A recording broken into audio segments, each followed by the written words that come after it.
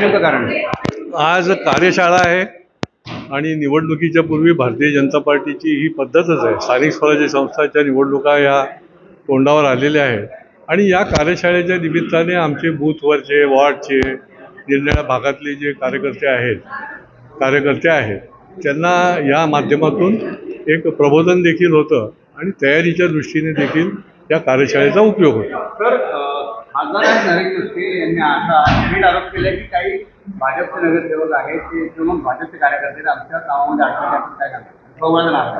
नाही, कामामध्ये अडथळा आणण्याचा काही प्रश्न नाही. ज्या ज्या ठिकाणी भारतीय जनता पार्टीचा आत्मसन्मान, हक्क, न्याय हा डावलला जात असेल तर ते कुठेही आम्ही जाऊ शकतो ना. अशी काही कोणाची हद्द ठरलेली नाही आहे आणि त्याच्यामुळे त्याच्या सन्मानासाठी, त्याच्या न्यायासाठी आणि जनतेच्या समस्या सोडवण्यासाठी भारतीय जनता पार्टी जी आहे ती जायलाच पाहिजे आणि जाणार.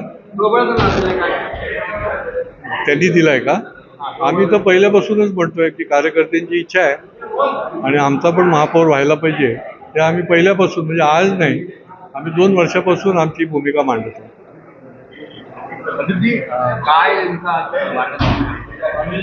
नाही, आज आमचा अभ्यास वर्ग आहे आणि जे कार्यकर्ते 33 प्रभागामध्ये गेले 8, 10, 15 वर्ष काम करतायत, त्यांनी विधानसभेमध्ये काम केलं, लोकसभेत काम केलं, त्यांची स्वाभाविक लढाईची इच्छा असते.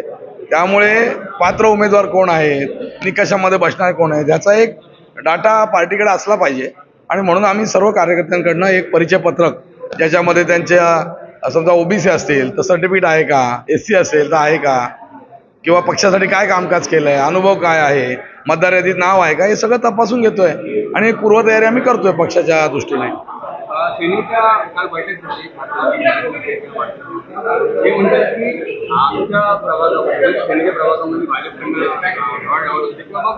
काम थांबवलं काय? नाही, असं कोणाचं काम थांबवतं? कोणाच्या प्रभागात आम्ही काय कोणाचं काम थांबवत नाहीये.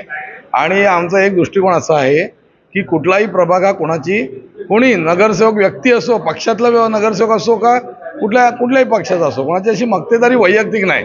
कुठल्याही भागात कोणीही काम करू शकतो.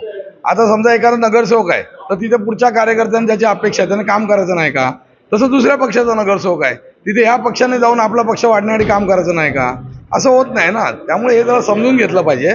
समजा कुठे आमदारांनी बैठक घेतली असेल दुसऱ्या विधानसभेत जाऊन, तर ती पक्षाच्या कार्यकर्त्यांची बैठक आहे. ती काही कोणाला ढवळाढवळ करण्याचा त्याच्यात काही हेतू नाहीये.